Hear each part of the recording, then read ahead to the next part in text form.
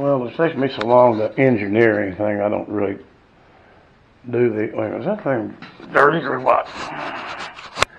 Anyway, I don't really do much video when I'm actually doing something because it takes me a long time. Anyway, what the deal is, this is supposed to be the shifter. It's going to go in the floorboard. I'll show you in a minute where that goes. It's hinged on here. And this is this rod is a rod out of a straight shaft weed eater. And I've got this well done. I hope it will hold. I think it will because we're only slamming gears anyway. And that goes on that. And then this is a shifter, normal foot shifter. I drilled a hole in here, and I didn't cut the rest of it off just yet because, you know, in case something don't work out, well, you might have a little time to play with it. Anyway, this is going to go up here.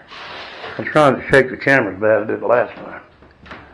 I already cut a hole in my floor over here. And I think it's the right place. This will go down here, a little something like that. And, oh, it's just a straight line, you know. I got to figure out where to put I'm going to use, I'm thinking nut zerks down there to make it easier. Because I don't want to crawl underneath there.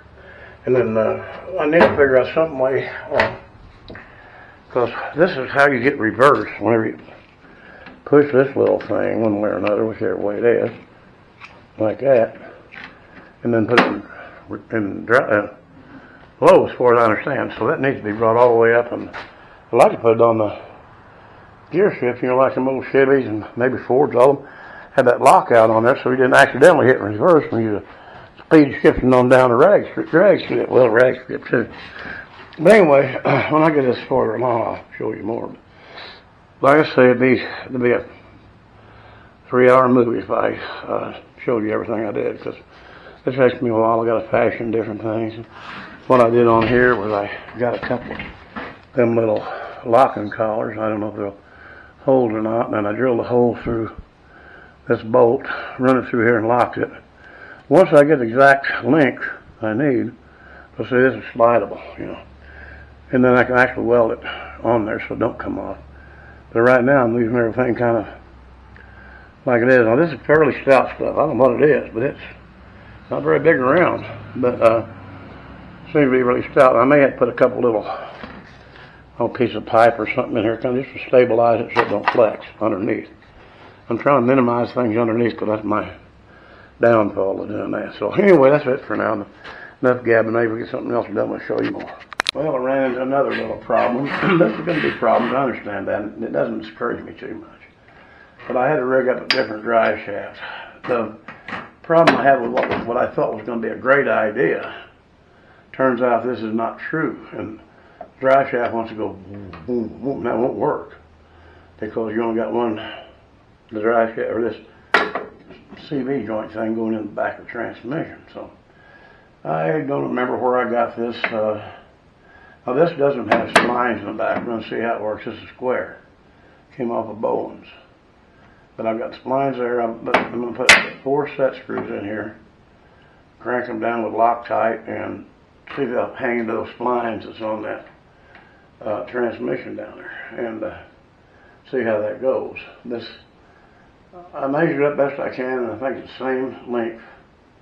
Counting the little section I cut off of here, added to that, brings it up to about the same length as it was. So I think we're going to be all right on that. And well, this is the only thing I think might be a problem is if them splines don't stay tight with these. But it fits tight in that square already with the splines. So I think if I put 4 set screws in it.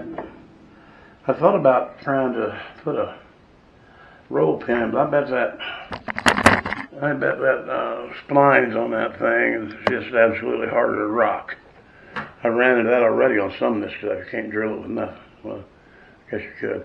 But anyway, that's just what's what we got so far. I don't remember what's on this little CD card, or what you call it, things, cards. Or not, but I'm still pegging at it. But I tell you what, it's going to slow down a lot next week because it's going to be down to 20s at night. In the daytime, it ain't going to be great either. So it's very cold. Like that little heater I got there, a little white job, it ain't going to do too much. Once you're sitting on top of the well right in front of it, It ain't bad. You can't get much done that way. Enough of this blabbing going on, so I just wanted to let you know we did have. This did not pan out as planned, but I think it's going to work fine now. I'll weld this. I'm going to take me a wet rag, damp, soaking wet rag, put that over here. And then when I weld this, that way you'll keep most of the heat off of the parts you don't want them to get too hot. I've done it lots of times, and it works. Soap like a shop towel or something, just really dripping wet. Put her here and then weld on this, and maybe bring your towel over a little bit, kind of cool as you go. And because you don't want to melt this rubber, because that's the only protection you've got from the dirt and everything now, because I could put this boot on there, but it'd be flopping in the breeze. I might do that anyway. I don't know. But anyway, that's it. No use to keep on. It's like that black guy, he's a real good cook. He always says, I ain't going to over talk it. I watch him all the time. He's a very good cook, I think, out in Las Vegas. All right, that's it for now.